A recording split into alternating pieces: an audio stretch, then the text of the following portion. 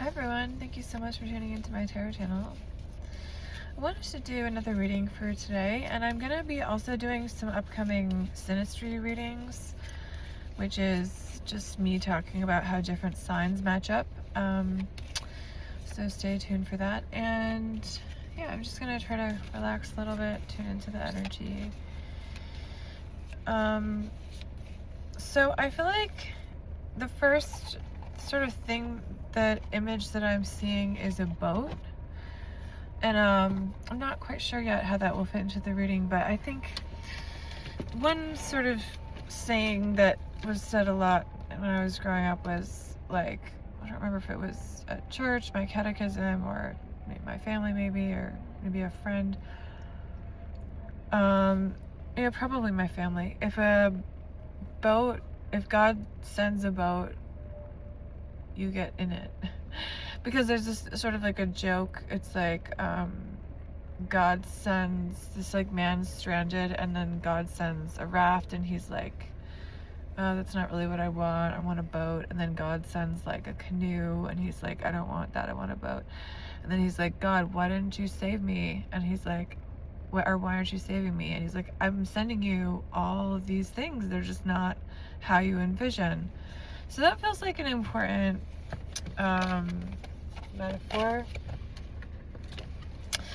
I'm also thinking about the I Ching, which may be something you want to look at, which is, it's a way of doing divination with coins, or you can also just use like sticks, and it's really interesting, and it has like symbols that match up to or correlate to how the coins land. And I feel like that you're maybe in a situation right now where it feels like a coin toss in your life. And our first card is Wheel of Fortune. There is actually some really good energy coming from you, viewer.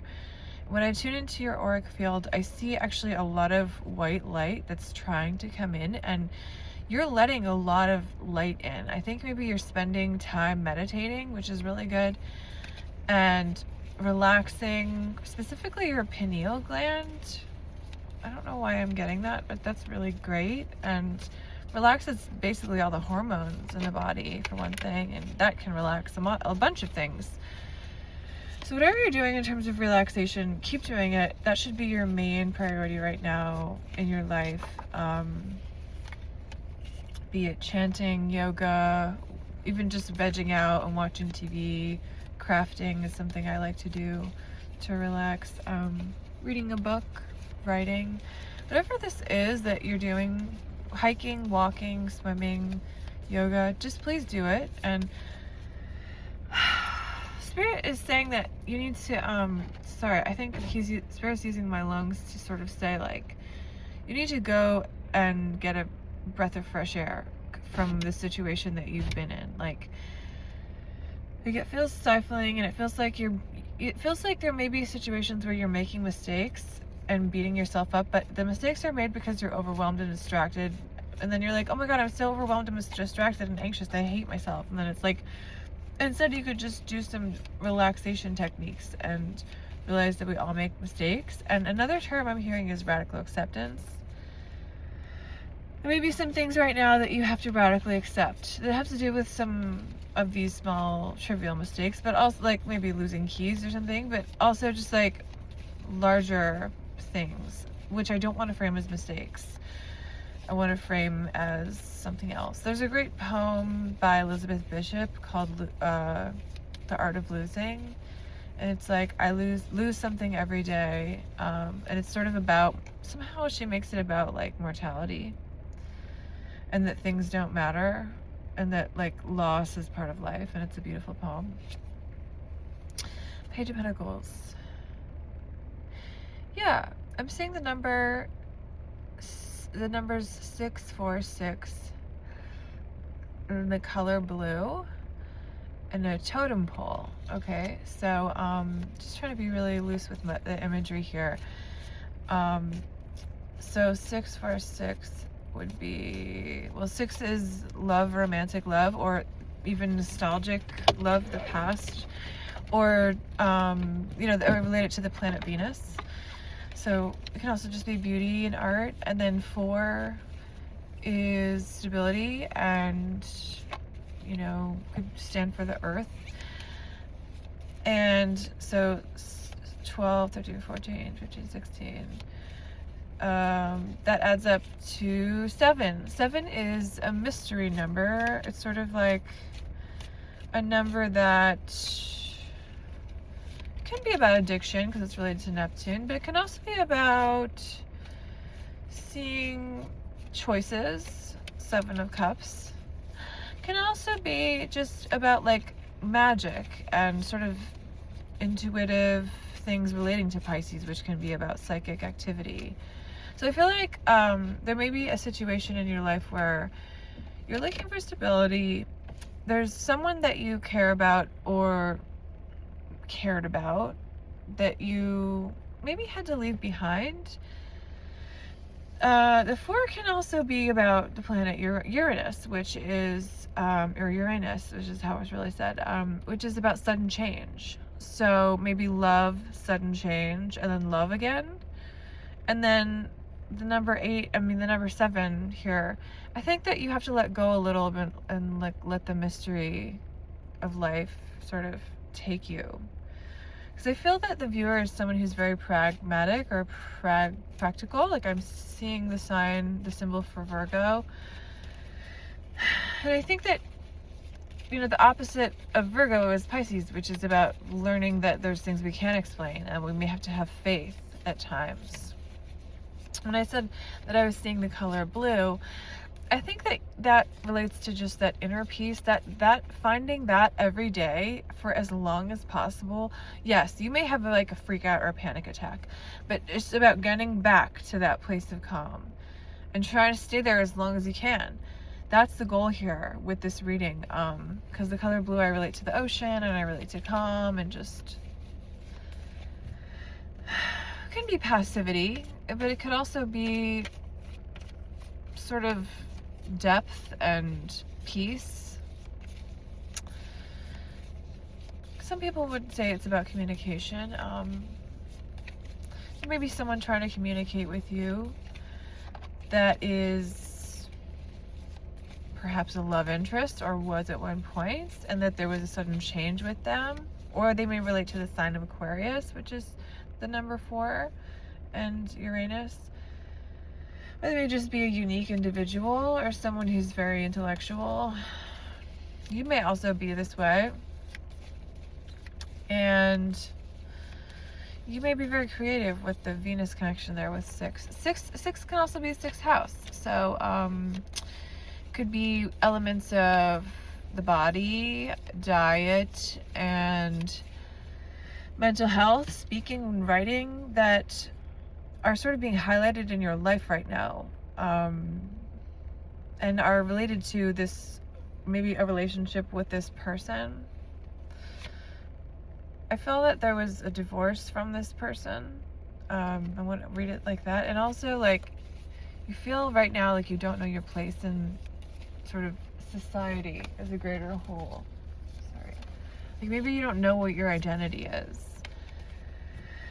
Yeah, and when I said the totem pole, it could be like you're expressing a new emotion is how I want to read that. Like you're finding new, like you may have been in a frozen state for a period, and now you're like emoting, I'm also thinking of the Greek masks from the plays, the Greek and Roman, well, Greek tragedies anyway, had the big masks of emotions anyway, or kabuki masks from, I think that's Japanese. And I feel like there's somebody you had to you felt like you were performing for in your life, and it was like at a certain point you kind of gave up on that. Spirit is showing me an image of a key. I'm gonna ask about that. This already came up. I think that you're going to be unlocking a key to major fortune in your life, and it has to do with relaxing and just, actually Edgar Cayce was a famous psychic who would do all of his readings in a half sleep, half trance state, and he would give people amazing stock tips for one thing, but he would also help people with illnesses, practical matters, spiritual issues. I think you need to spend more time doing not much. Yeah, and Queen of Cups. I think that you're starting to sort of be able to tune into what's going to happen in the future. Like maybe you're tuning into some intuitive abilities, and that's really interesting. I'm gonna just like listen to spirit for a second and let whatever guides want to speak through me come in. Maybe your spirit guides. I feel that you've been deeply anxious for maybe there's been reasons, yes, that have caused anxiety. But I am obsessed with this theory by Adler that these stimuli that cause us to react in these expressive ways are really just ways for us to express what's already inside. So if you're feeling terror, or you're expressing terror, you've been feeling terror. It's just now being expressed externally. So Adler is the name of that researcher. Sorry, it's not a psychiatrist. So it's about how like things live within us, kind of, to be sort of funky and poetic about it, before they're expressed outside. And yeah, maybe that stimulus was building up for a long time, but that's why I really like the Don Juan teachings of Carlos Castaneda, or no, not Carlos Castaneda. Well, those teachings. But sorry, I was gonna say that I'm blanking on the author here. It's this is not the same author, but it's the Toltec wisdom of the Four Agreements, and one of them is I take nothing personally, which is really a great teaching and can be expanded. Also, another good one is I make no assumptions. I think you've been making assumptions about actually your life, and it almost makes me want to cry. Like you've been in some low self-worth, and you've been making assumptions about what others think and what's going to happen. But I said before that with the Queen of Cups, you're able to tune into what's going to happen in a prophetic sort of way, but you're tuning into like negative possibilities because you're so aware of what bad could happen. I want you to also tune into the possible good things that could happen, envisioning what if things worked out, what if something good happened, And I feel like there is some sort of possible romance on the horizon for you, or some rejuvenation in that realm of love just in general in your life. I think you've been lacking and feeling really less than. But I want to get back to that anxiety. I'm going to stop the cards now. The anxiety that you're feeling, let's just do some deep breathing together.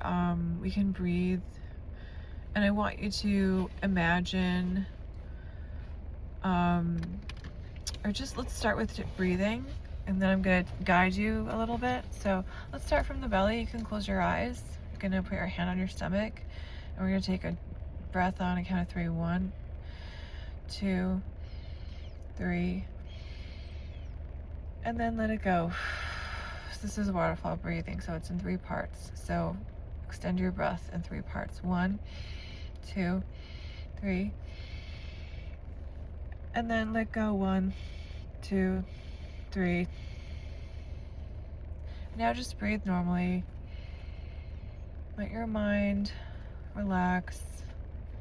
Maybe some thoughts of the day come up, some of those stressors, fears, those moments of